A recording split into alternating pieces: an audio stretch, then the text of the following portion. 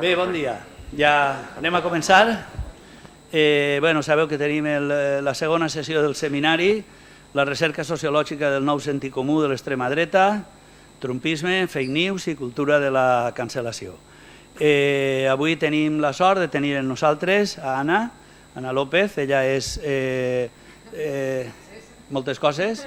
És doctora en ciència política, és llicenciada en periodisme i actualment treballa d'assessora de la Conselleria de Justícia i ara m'estava contant que ara està en les Corts i que totes les barbaritats, tonteries i estupideses que pregunta Vox és ella l'encarregada de redactar-li, és a dir, que quan sentiu al president o a la consellera contestar alguna cosa, la negra, que és com se diu, la negra que hi ha darrere d'això, és Anna. És allò dels negres són els que escriuen per als que després, els polítics i tal, que parlen i tal, i que normalment el seu donen fet. I bé, ella ja té una certa, no vaig a dir dilatada perquè tampoc és una senyora major, però ja té una certa trajectòria analitzant i estudiant l'extrema dreta, en fi, totes aquestes qüestions que ens ocupen en aquestes sessions i sense més dilació, teniu en el PDF general, teniu ahí tot un grapat d'articles sobre el seu treball i de participació en llibres, etc.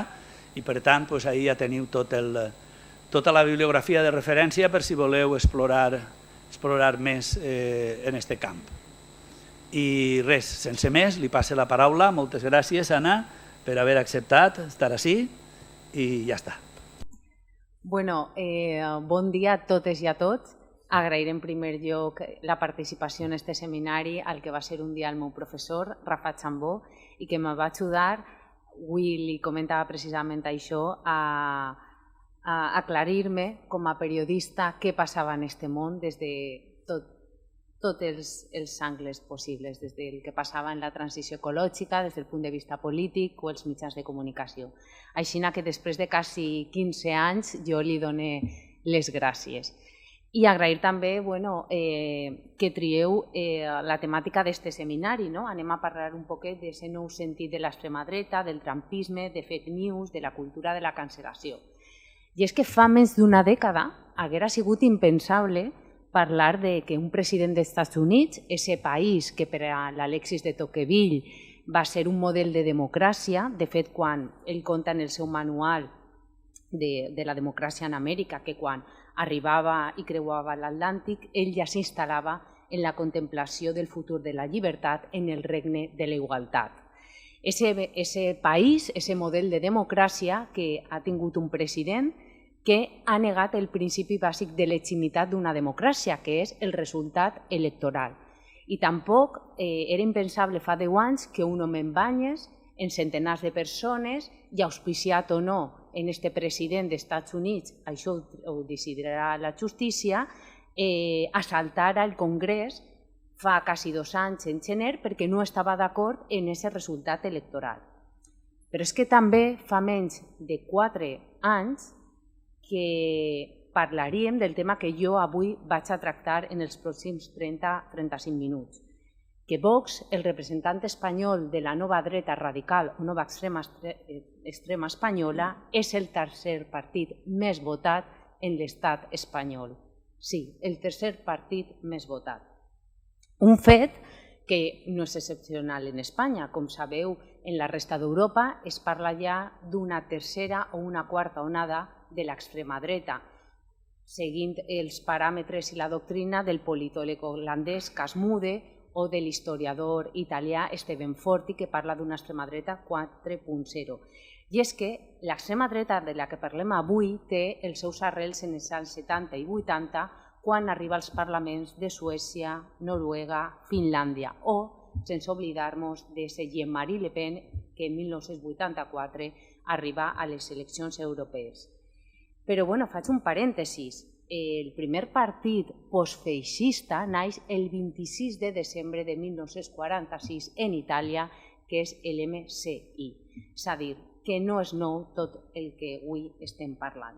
Però a Espanya aquesta rellevància política, electoral i mediàtica no arriba fa fins a finals del 2018, per dos fets que marquen un punt i després en la història de l'extrema dreta des del punt de vista electoral i mediàtic. El primer, aquests 400.000 vots que rep en Andalusia Vox.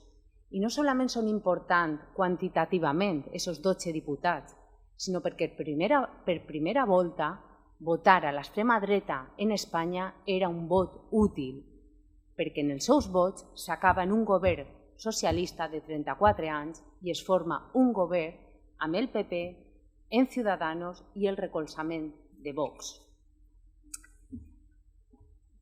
I vaig a fer un altre parèntesis. L'extrema dreta ha estat des de la transició present electoralment, com vegeu en aquestes diapositives. I és que Vox també es va presentar en 2015 en companyia de la vella extrema dreta, en la Falange, en Democràcia Nacional, i també va rebre quasi 400.000 vots en 1979 en una coalició de Blas Piñar. I torne a aquest final de 2018. Tenim aquests vots que són, des del punt de vista electoral, un punt i abans en la història electoral de l'extrema dreta, però des del punt de vista mediàtic hi ha un acte que no passa desapercebut ni per la premsa nacional ni per la premsa internacional, i és el míting de Vista Alegre, si vos recordeu, en Madrid, que concita a quasi 10.000 militants de Vox, quasi 2.000 autobusos del país o comunitat valenciana, i ocupen durant diverses setmanes titulars nacionals i internacionals. L'extrema dreta o la nova dreta ha arribat al Parlament a Espanya.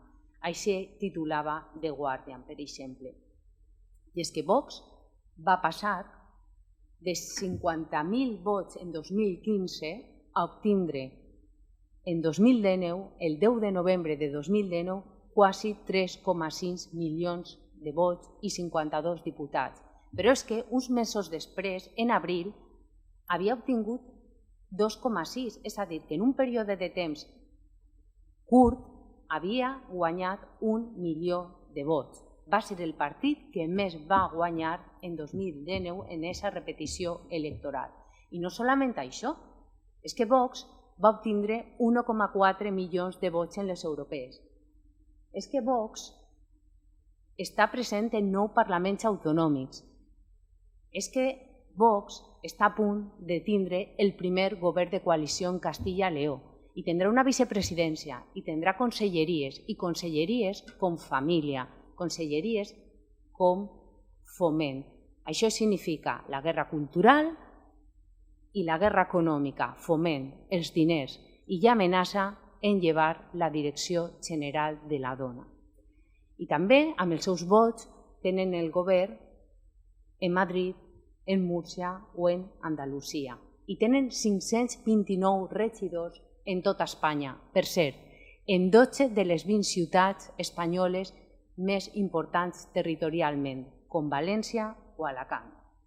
Però és que també Vox ha aconseguit, com la resta dels homòlegs europeus, 3 dels grans èxits que té actualment l'extrema dreta. El primer, han condicionat l'agenda política.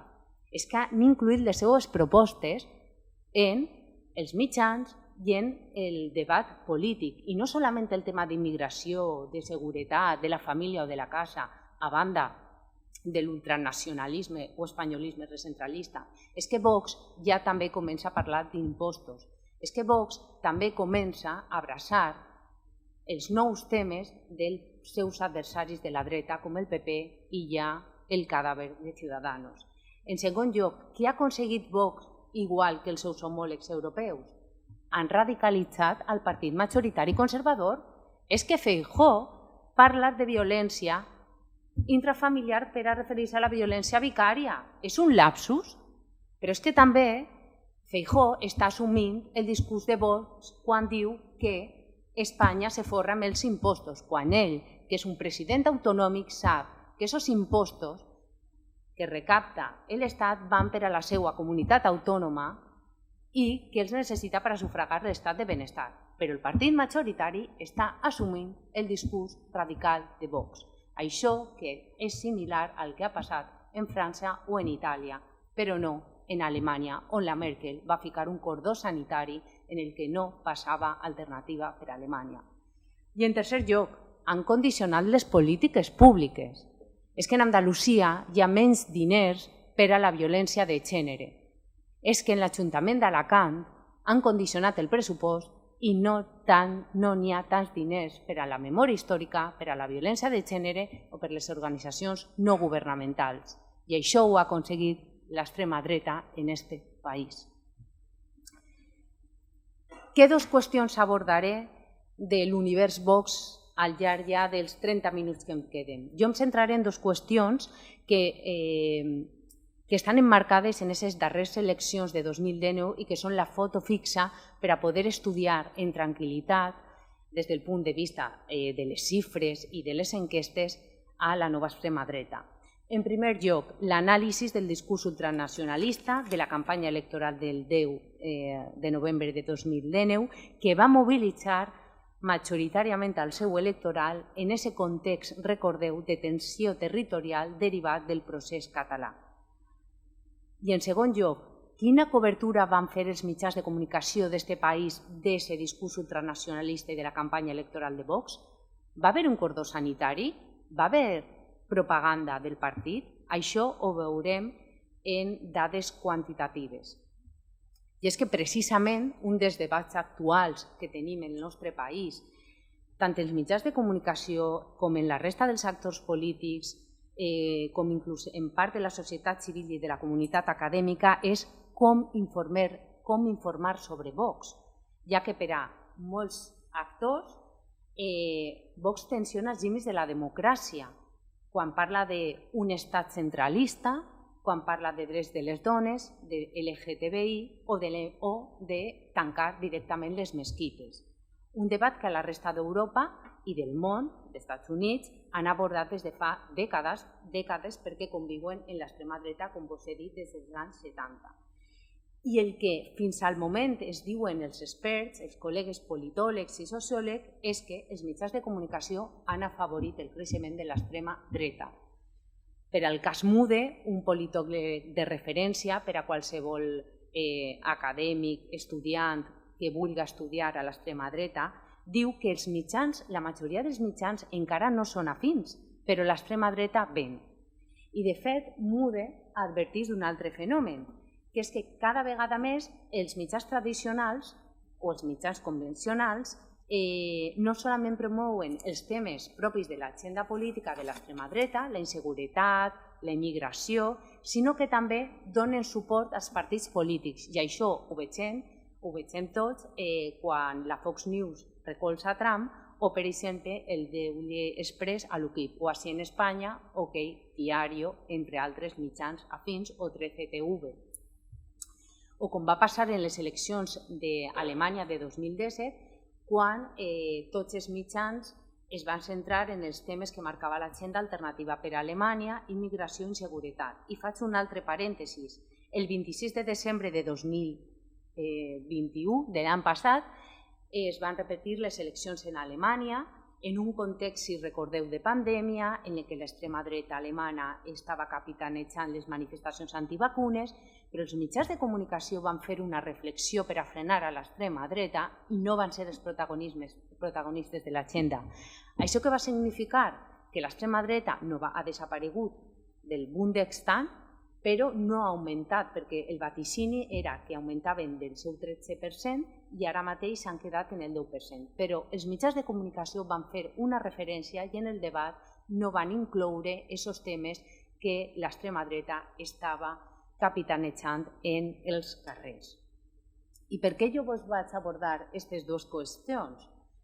Per dos grans motius. És que, en primer lloc, el discurs ultranacionalista de Vox, que ha monopolitzat respecte als dos adversaris que té a la dreta, PP i Ciudadanos, és nuclear en la seva campanya electoral.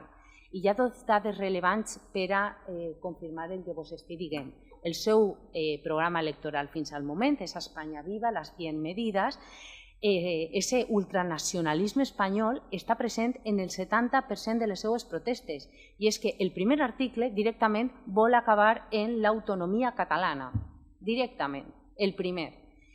I n'hi ha una altra xifra molt interessant del baròmetre postelectoral de les eleccions de 2019, que és que quasi el 56,6% dels seus votants, el 6 de cada 10 votants de Vox, diu que la crisi secessionista va condicionar el seu vot. Però és que són xifres molt superiors, si vegeu, a la de PP i Ciudadanos. És a dir, que al votant de PP i Ciudadanos el va condicionar el seu vot el 35% i per al votant de Vox, clarament, el tema espanyolista l'encenia per anar a les urnes a votar a este partit.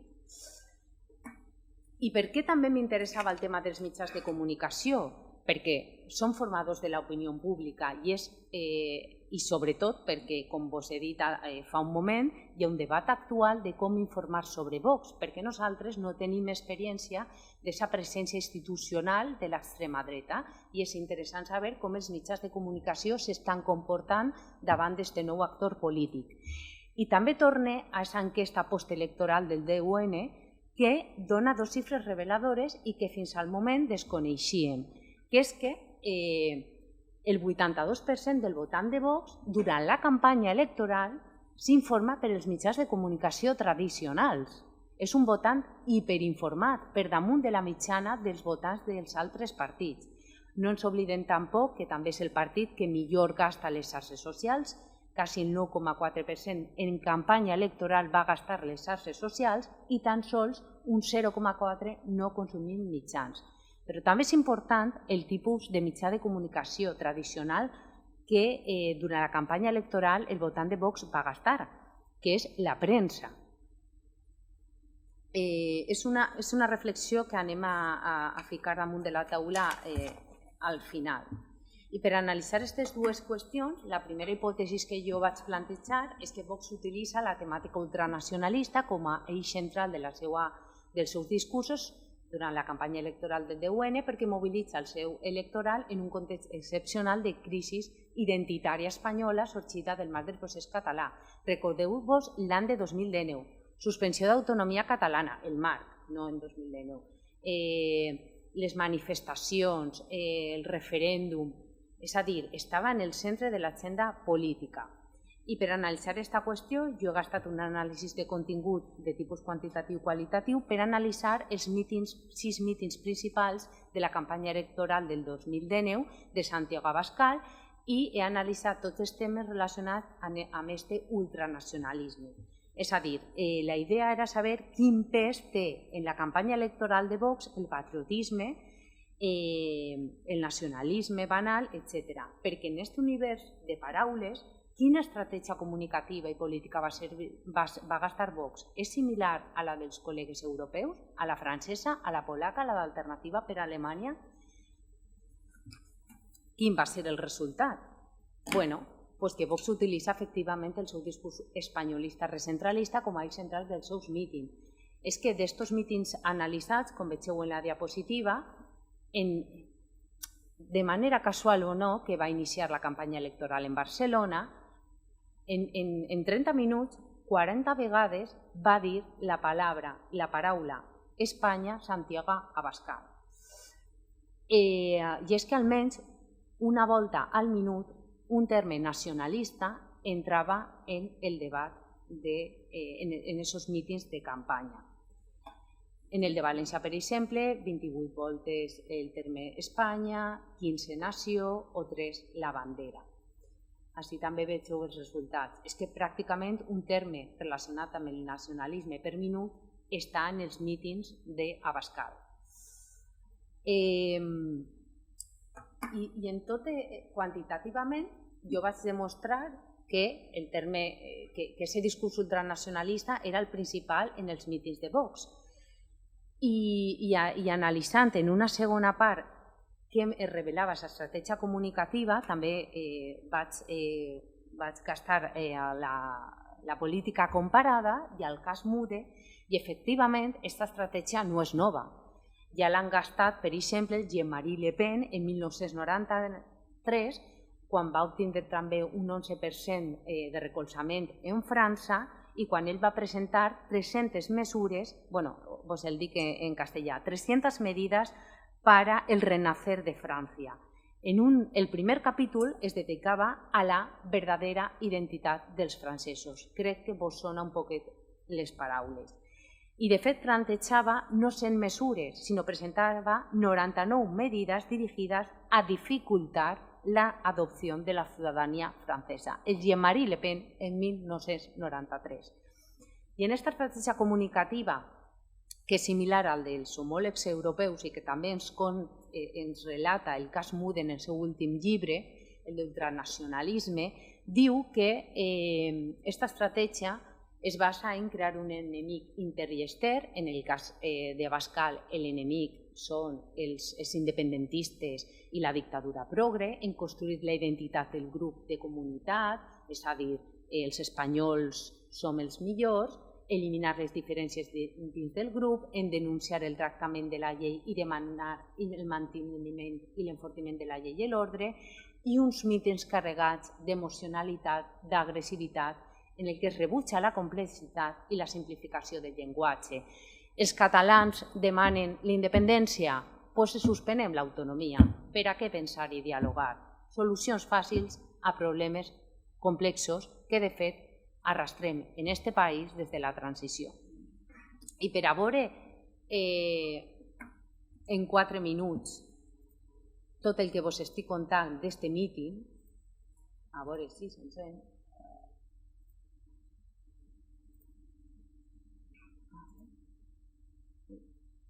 A veure si vegem a l'Abascal, que estava així. No, a veure, espere, así está. En Hospitalet de Llobregat, creo que no hay un solo lugar en toda España o en toda Cataluña donde se compruebe mejor la gigantesca traición del PSC a los que han sido sus votantes y a los que ha dejado abandonados a merced del separatismo durante décadas. Muchos de vuestros padres dejaron sus patrias chicas en Andalucía, en Extremadura, en Castilla, en Galicia, para ir a trabajar, a salir adelante en otro lugar de nuestra patria grande, de España, que se llama Cataluña. Vinieron aquí a dejarse la piel, a pelear codo con codo, a levantar esta tierra, a dar lo mejor de ellos mismos. Y el Partido Socialista Obrero Español les dijo que iba a defender a las personas que más lo necesitaban, a los más débiles de la sociedad, a los más desfavorecidos, que iba a estar con eso que llamaban la clase obrera. Y les mintieron. Y la primera traición del PSOE fue antológica, fue dejarles solos en manos del Partido Socialista de Cataluña, privándoles de pertenecer a un partido nacional, en manos de traidores como Maragall, como Montilla, o de ese bailarín frívolo que se llama Iceta. Les dejaron en manos del PSC, a merced de los separatistas, de rodillas, pidiendo perdón por ser españoles, convertidos en ciudadanos de segunda en esta tierra, teniendo que admitir que les llamaran charnegos, abandonados por las instituciones del Estado, teniendo que admitir todas las etiquetas y muchos de ellos teniendo que ver cómo sus hijos, poco a poco, para sobrevivir, abrazaban la causa separatista que les había convertido a ellos en seres inferiores o en bestias, que es como los llamaba Torra. Y vieron al PSC echado en manos del federalismo, con tesis separatistas, hablando de que había que dar más y más competencias a las regiones y haciendo desiguales a los españoles, y aquí diciendo y contribuyendo al mensaje de que España robaba al conjunto de los catalanes. También les traicionaron con el pacto sistemático con los nacionalistas, que han puesto en riesgo la unidad nacional y que han discriminado a millones de españoles, a millones de catalanes en esta tierra, en comandita con el separatismo, apostando por la inmigración masiva, por una inmigración que no querían que fuera hispana, para que no llegase a esta tierra sabiendo español, para que no llegasen aquí nuestros hermanos hispanoamericanos que también se integran y pueden vivir con nosotros, y quisieron que fuera una inmigración masiva procedente de países africanos e islámicos, que está dando lugar a gravísimos problemas de convivencia en toda Cataluña. Y bien que lo sabéis vosotros, de convivencia y de discriminación para tantos españoles modestos que ven como en el acceso a las ayudas sociales los españoles son los últimos. Traición tras traición, abandono tras abandono. Eso es lo único que el PSC ha aportado a esta tierra y a aquellos hombres, a aquellos trabajadores a los que dijo que iba a defender.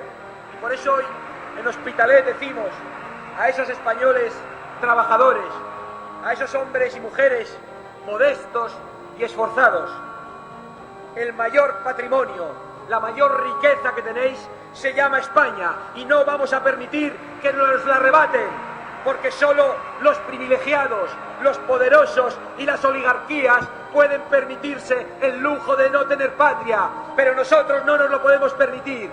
Y estamos aquí para tender la mano a todas esas personas que con buena fe, con buena intención, con esperanza, votaron a los socialistas en estos pueblos, en estas ciudades, y que hoy se sienten desasistidos y abandonados. Vox les tiende la mano y les dice que esta es su casa, que les queremos aquí con nosotros y que jamás les abandonaremos. Porque es verdad que para las personas más humildes, más modestas, para los trabajadores, para los que tienen poca propiedad material, España lo es casi todo, espiritualmente, materialmente, es su principal herencia, es su prosperidad, es su libertad, es su identidad, y no vamos a dejar de ninguna manera que nos la roben, nunca.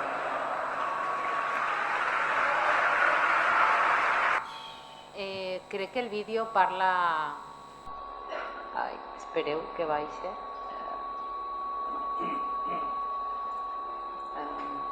Vaig a baixar un poquet. Sí? Vale. Crec que el vídeo parla per si mateix i vos l'he ficat amb tota la intenció, perquè és un vídeo de la pàgina del canal YouTube de Vox. Per això està editat d'esta manera, en aquesta música de fons, en aquests primers plans dels joves. És a dir, és que Vox és més que contingut. L'estratègia comunicativa no solament és diferència de la resta dels partits polítics tradicionals, sinó que està adreçada a un públic molt concret, que és els nous votants.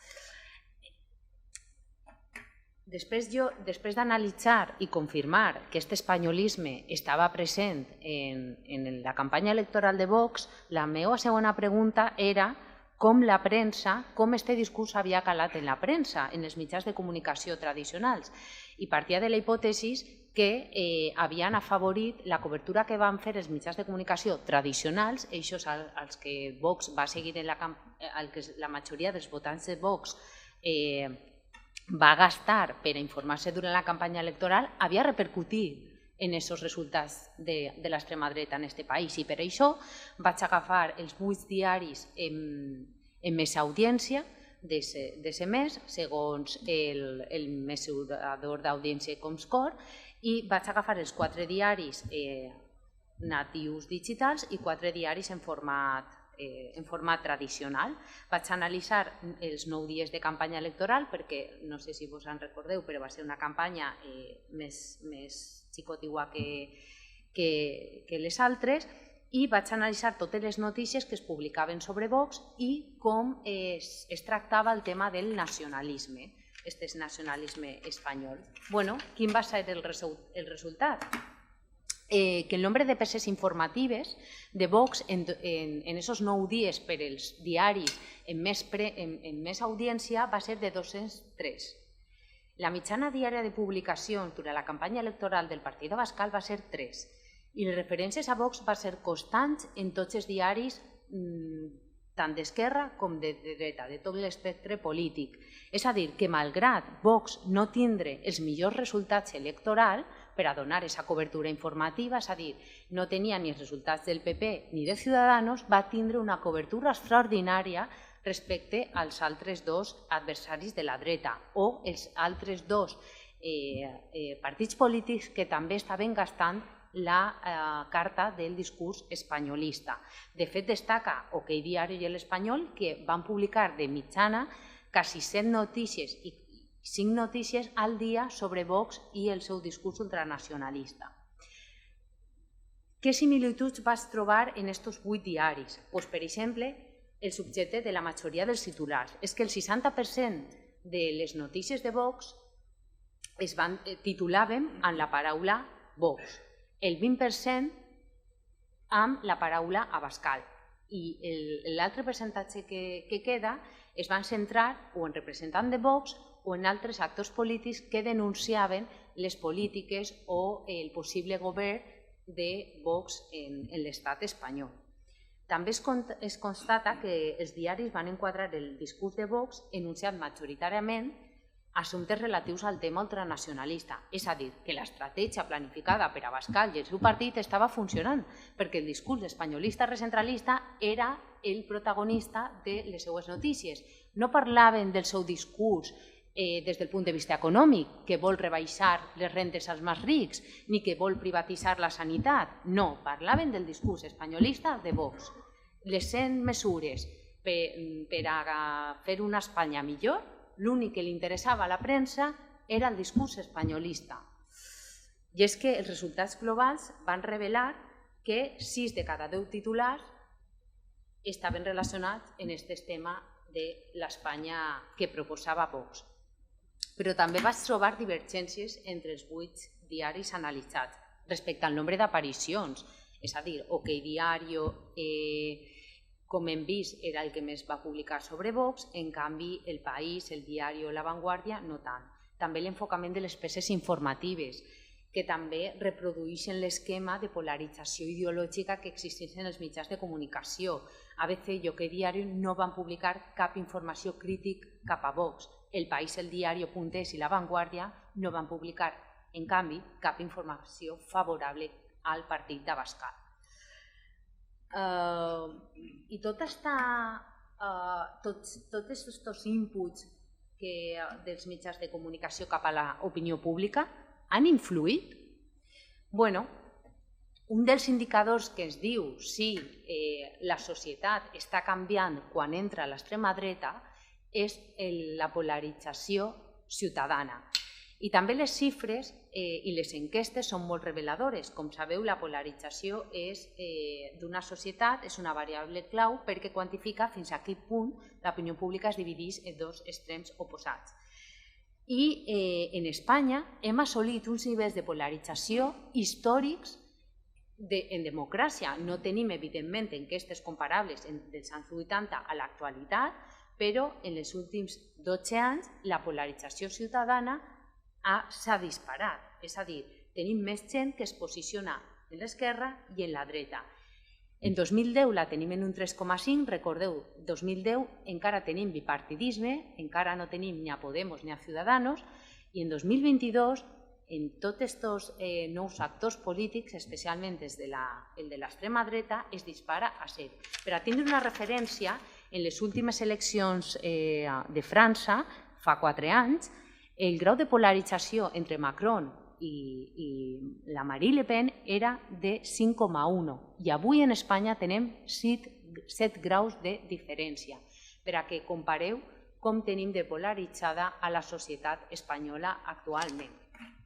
I com es tradueix això en el votant de Vox? Bueno, tornem a aquest meravellós baròmetre de novembre de 2019 del votant de Vox. Quan tu creues les variables, el votant de Vox en variables sociodemogràfiques, sociopolítiques, etc., es diu uns resultats que són molt reveladors de com és el votant de Vox. Perquè la literatura acadèmica ens estava dient que el votant de Vox era home, era major, un nivell comunicatiu baix, amb valors tradicionals com la família i religiós. I bueno, què es diu les enquestes? Coincideix en part aquesta literatura acadèmica, però també té divergències. I és que, per exemple, la més significativa és l'edat. L'edat mitjana del votant de Vox és inferior a la mitjana de la resta dels partits, i això connecta amb aquesta estratègia comunicativa dirigida als joves. De fet, Vox és el partit més votat per els nous votants en totes les eleccions del 2019, excepte en Madrid. El partit més votat per els joves en Madrid va ser el Partit Popular, però en la resta inclús en Catalunya, en les últimes eleccions, va ser Vox. Què es diu també aquest baròmetre de 2019? Que hi ha més homes que dones. Efectivament, un 53% de votants són homes. I respecte al nivell educatiu, sí ve ser que hi ha menys votants de Vox amb títols universitaris, un 18% enfront d'un 25% de la mitjana internacional, de la mitjana dels altres partits, però hi ha molt menys en estudis solament primaris. És a dir, això ens està revelant que el nivell educatiu del votant de Vox és mitjà. I quan l'estat civil coincideix en el que vos contava de l'edat, la majoria són joves, o sigui, són solters. I finalment el tema del catolicisme. Són, amb una diferència notable, els més catòlics, però també, com la resta dels partits, no són els que més acudixen els diumenges a escoltar el retorn de tur. Respecte, des del punt de vista econòmic, també és molt important, perquè no els voten els superrics, sinó més o menys els rics. Els estudiants són els que més solen votar a Vox i els jubilats i els pensionistes el que menys. I els votants de Vox consideren que la situació econòmica i política del país és dolenta. Quasi 8 de cada 10 votants de Vox consideren que la situació en el país és dolenta. I no vos he ficat la gràfica, però respecte a la seva concepció d'Espanya, la majoria, un 80%, vol una Espanya centralitzada, sense autonomies o amb menys pes que l'actual, i se senten predominantment espanyols i espanyoles.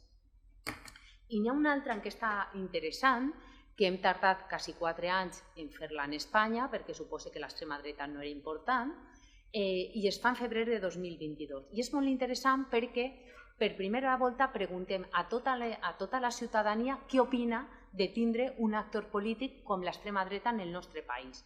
No solament com la definim, com definim a Vox, sinó si estan a favor o no de les seues propostes i també si fem o no cordó sanitari. És una enquesta publicada en febrer que l'ha fet el País i la cadena SER a 2.000 persones i és molt interessant. Jo vos recomano, per favor, si esteu interessats en el tema, revisar-la. Jo, com no tinc molt de temps, donaré 3 dades. Una positiva, que la gent sap que quan parlem de Vox és extrema dreta, perquè el 66,7% pensa que és un partit d'extrema dreta. També pensa que més de la meitat de la ciutadania espanyola pensa que no respecta a les minories com els immigrants o LGTBI. Però també la meitat dels votants pensa que trenca en lo políticament correcte i que defèn a la gent corriente, com diu l'enquesta, quasi una tercera part dels votants. Sobre la governabilitat, fem o no cordó sanitari a Vox? Si vegem aquest gràfic, és interessant perquè si Vox, la preocupació que tenim per a que Vox governe, la suma de preocupació, miedo, és important, no? Tenim ja quasi un 60% de persones que es preocupen si Vox arriba a governar. El 42% en l'altre gràfic es diu que Vox ha de ser tractat com un partit més.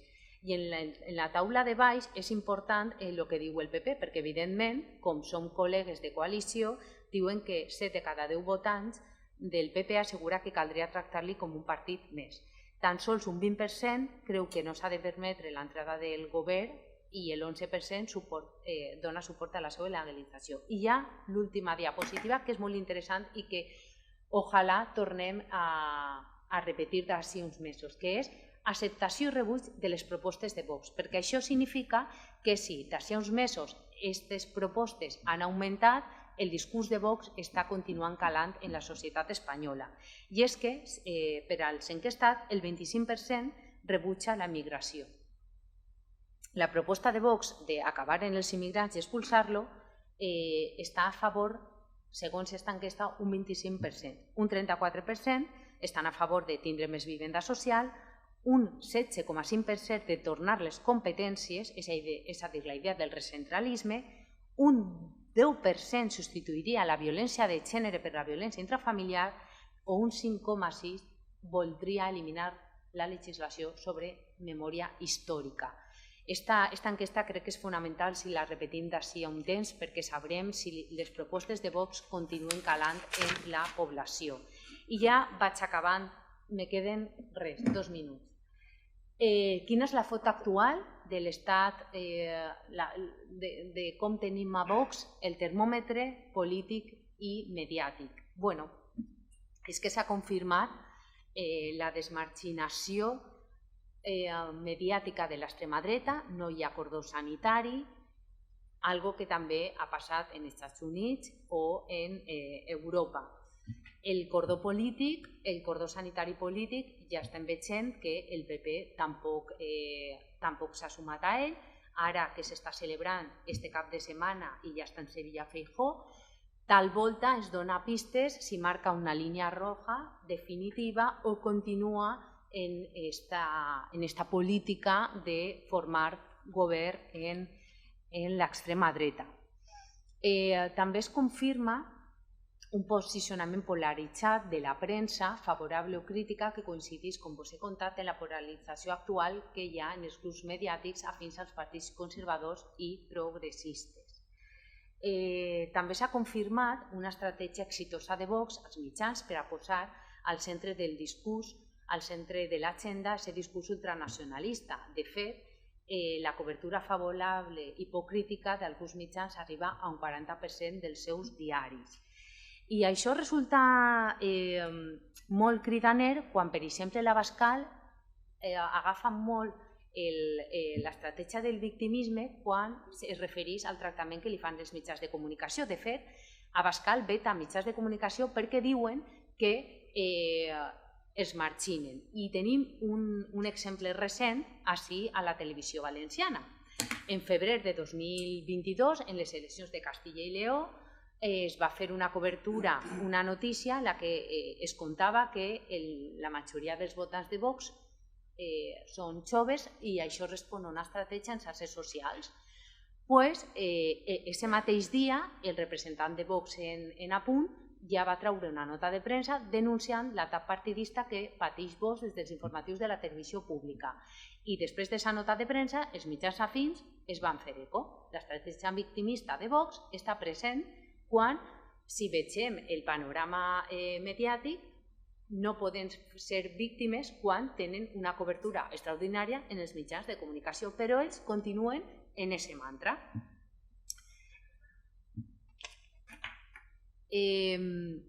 Però explicar l'èxit de Vox únicament en aquest afavoriment de la premsa i en aquest discurs ultranacionalista seria un plantejament reduccionista i poc rigorós, perquè hem viscut unes eleccions en Castilla i Lleó on el procés no està en el centre de l'agenda política ni tampoc la memòria històrica.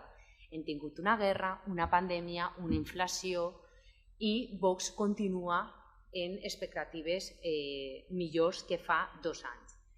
Com he contat a l'inici, sí que és cert que en 2018 i 2019 el catalitzador de l'èxit de Vox, perquè Vox naix en desembre de 2013, s'explica per aquests esdeveniments vinculats al procés, aquesta crisi identitària del PP que no sap resoldre i no sap gestionar el Mariano Rajoy el que estava succeint, sense oblidar aquesta moció històrica també al Parlament espanyol que acaba en el govern del Partit Popular per casos de corrupció i l'oferta política que presenta el partit. Això és innegable.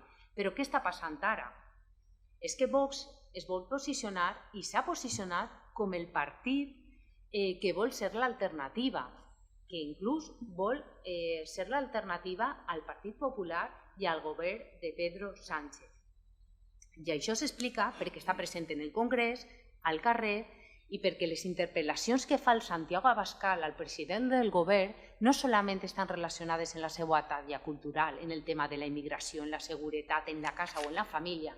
És que l'Abascal està interpel·lant al president del govern, Macarena Olona, i tot el seu grup parlamentari de 52 diputats, i també en el Parlament valencià, per exemple, i en els parlaments on tenen representació, és que també estan preguntant sobre qüestions que formen part del programa polític de la resta dels adversaris de la dreta. Parlen de l'encariment de la vida, de la subida d'impostos, parlen de temes de transparència, parlen de temes d'infraestructures. És que Vox vol ser alternativa i això li pot vindre molt bé quan tenim un partit majoritari que està en una crisi, que no sabem si després d'aquest cap de setmana donarà llum a el que passarà en el PP. I donarà llum perquè Feijóo no ha tingut solament el PP una crisi de lideratge en Pablo Casado i que ara pot ser solució en Feijóo, sinó que el PP té un problema de programa i de contingut. No sap encara posicionar-se respecte a la violència de gènere, sobre les autonomies. És que el Feijóo parla galego. Com farà això per a relacionar-se en el vot majoritari del PP, que és espanyolista recentralista? Esta debilitat del PP l'únic que fa és augmentar les expectatives de Vox per a posicionar-se com el partit de l'oposició.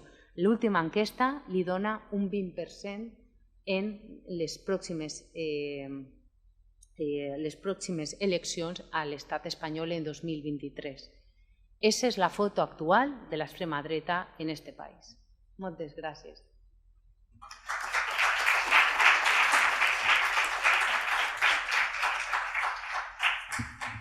Bé, doncs tenim ara un torn de paraules per a plantejar les coses que vulgueu. I res, demaneu la paraula, que fem un quart d'hora, una cosa així, m'havies dit que te n'havies d'anar pronte. Vale, va, doncs afanyeu-vos.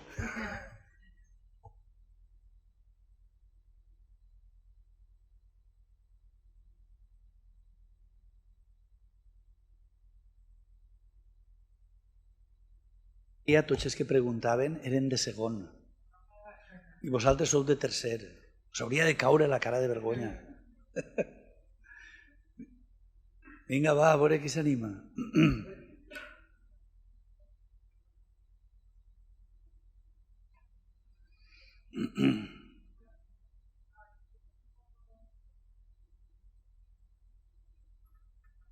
Apreta el botó y ya está, Manolo. A ver. Entonces, exactamente, ¿cómo habría que tratarlo por los medios? Porque obviamente no es dejar de hablar del partido, porque no, pero ¿cómo se debería de... O sea, ¿cómo los medios deberían de tratar a Vox? Esta pregunta creo que nos la hacemos todos y todas, ¿no? Yo como periodista y no como politóloga, creo que tengo una frase que utilizo siempre, que es: cal informar de Vox, però no com Vox vol que informem, i no de lo que Vox vol que informem. És a dir, clar que n'hi ha que parlar de Vox, però no dels temes que es volen.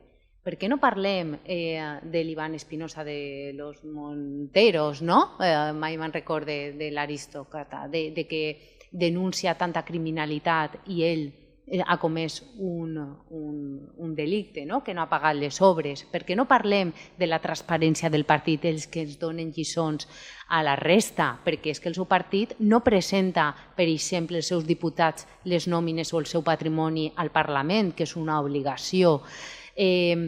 Cal parlar de Vox i de les seues mentires, de les seves fake news. No podem dir que donem el passaport als immigrants com si fórem això caramels. És que això és mentira i n'hi ha xifres per a desmentir-los.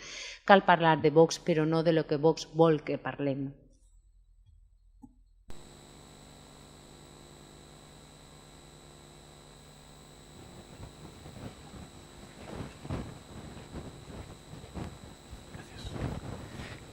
Bueno, lo primero, muchas gracias por la charla. Lo segundo, Chambó, yo el otro día pregunté, soy de tercero.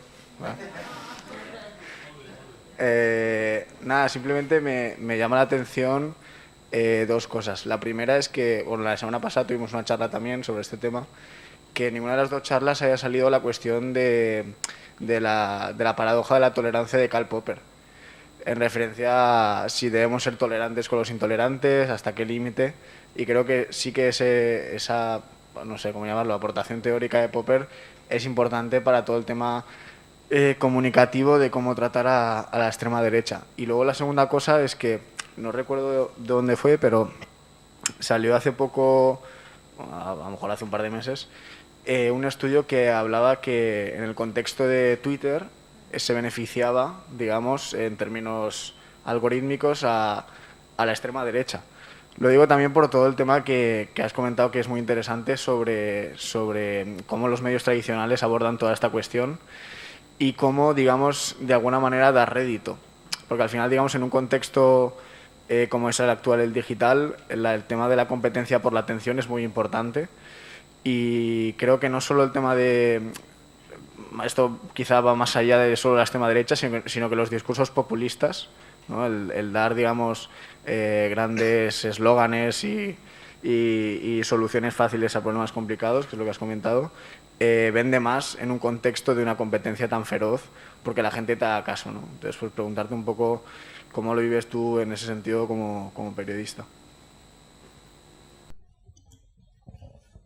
Muy interesantes las aportaciones. Quiere decir que Rafa hace un buen trabajo con vosotros. En primer lugar, lo de la democracia y la paradoja.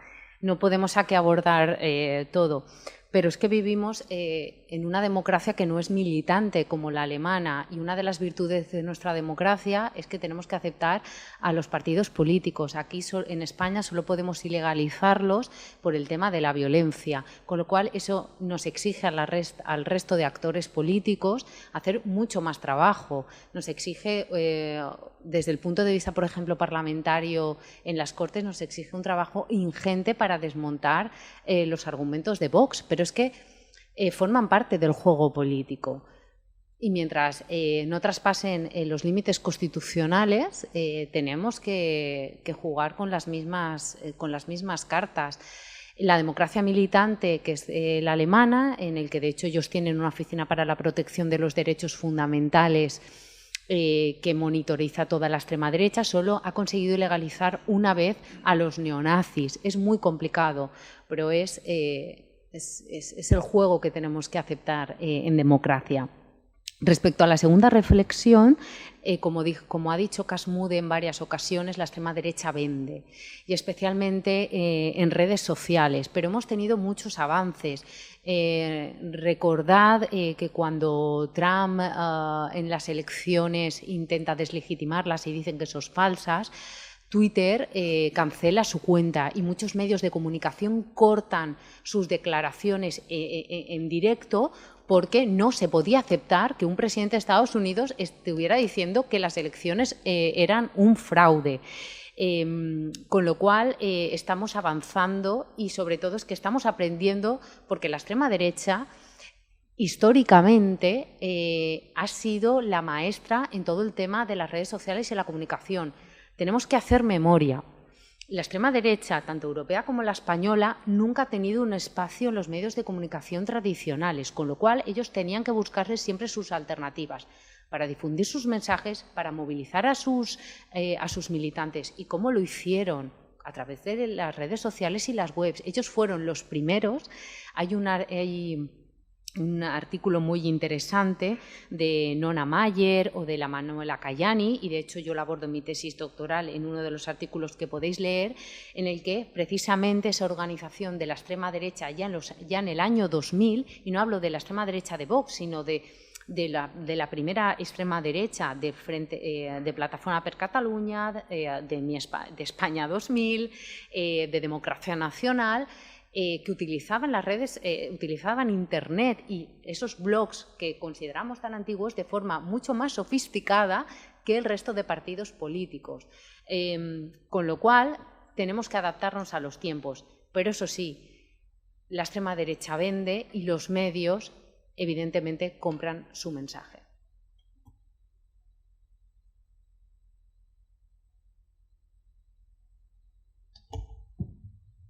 Algú més per ahí? Sí, aquí, Manolo.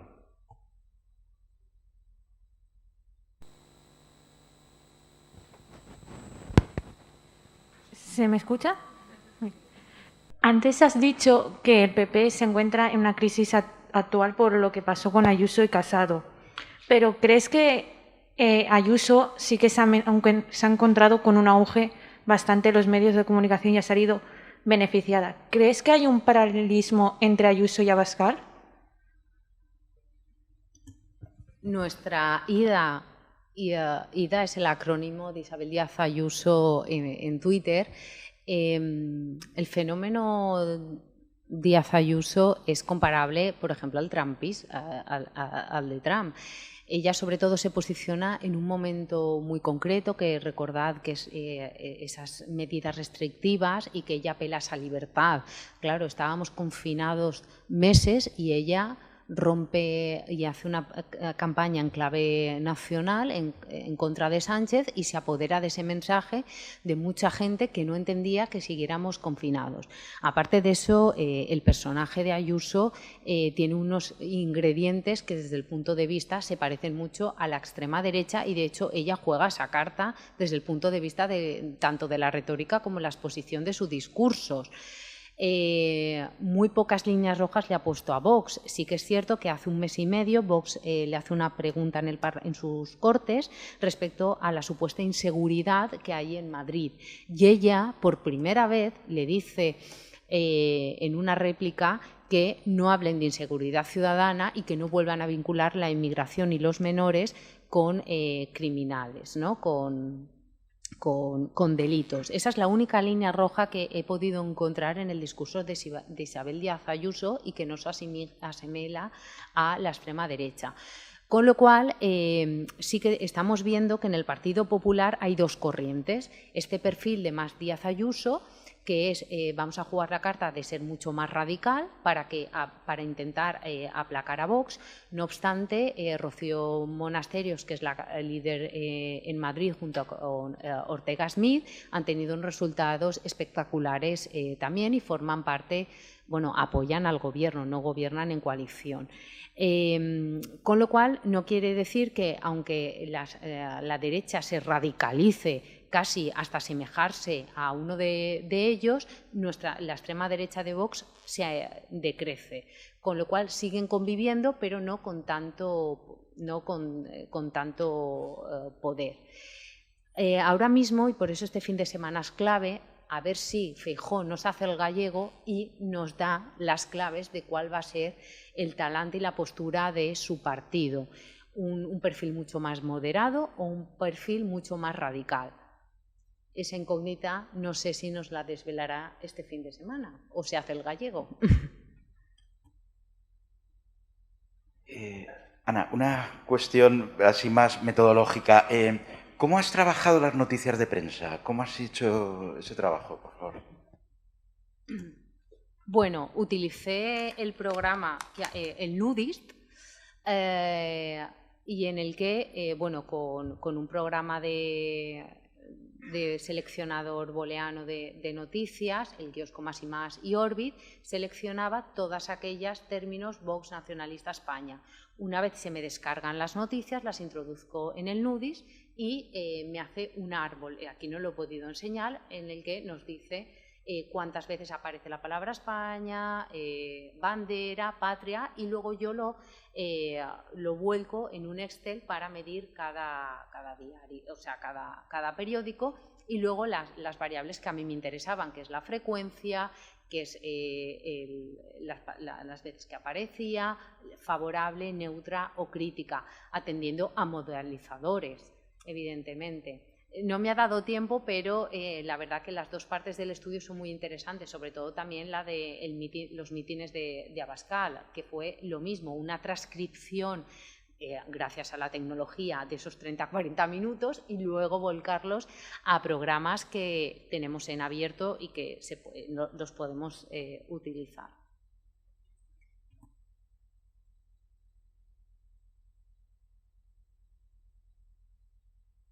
Bueno, pues sembla que s'ha acabat el temps.